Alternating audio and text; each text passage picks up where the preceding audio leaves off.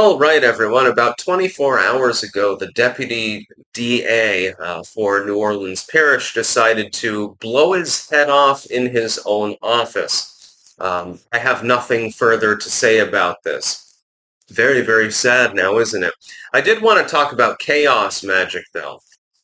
Chaos magic is the concept that you are generating energy. It doesn't have to be negative, necessarily speaking. It can be quite protective, and you're launching it at a non-specific target, so to speak. That is that the energy that is generated partially in the form of ritual, potentially, partially in the form of meditation, simple mental focus, and so forth, goes forth and does its job.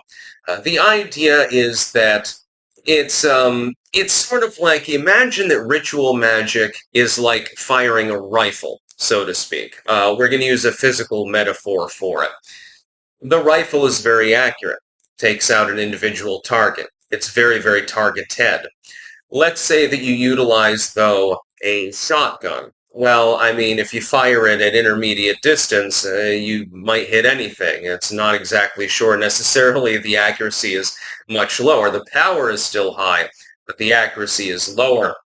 Chaos magic, in my personal black magic practicing experience, is exceptionally effective at eliminating persecutors and people that are corrupt and so forth. It will not work against those that are actually being genuine. It will not work against those that are being good people. I mean, good in the general sense. So they're not trying to do harm or anything like that.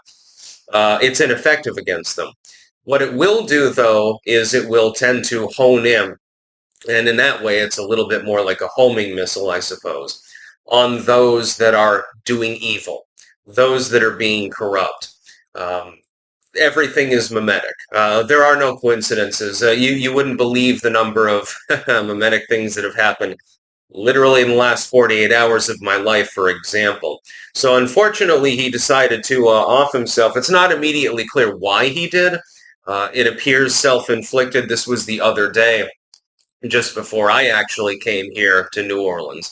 It's not 100% clear what the reasoning was. I think that the thought is that it's combined with the New Orleans, like the Bourbon Street attack. So maybe he got overloaded. He got too stressed because he's like, hey, shit, I've got 1,000 different reports that I have to deal with because a bunch of people died. Maybe there was a lawsuit impending or something like that. Maybe maybe he just went crazy due to the stress of his job. I can imagine he was a young dude, younger than me. He was only 34 years old. I can imagine that the stress of such a job probably it just fried him out. He just got overloaded. That would be my best guess. And so he just decided he's going to kill himself. So sorry to his family and stuff like that. But yeah, chaos magic is real. And it's very, very funny because people will believe that up in the sky, somewhere out in space, I don't know, maybe on another planet where we can't see it, there are cherubim that are floating around, God's throne and stuff like that. Or maybe they believe in Allah or one of these other things. Maybe they believe in the Hindu pantheon. So you've got the breath of Brahma breathing in and out, creating and decreating everything over and over endlessly for eternity. They'll believe in that. And many people believe in things like angels. But they don't believe in demons.